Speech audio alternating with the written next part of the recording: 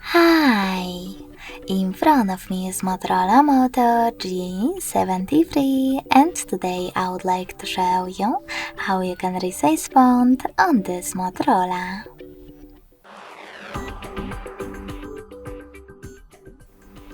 First of all, go into Settings.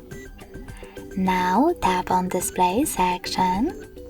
Scroll down just a bit and click on Display Size and Text.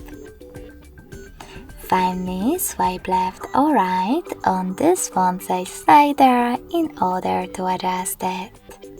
When you're ready, go back. As you can see, after that, size of my text has changed. Thanks so much for watching. If you enjoyed this video, smash that like button, comment, and subscribe. Bye!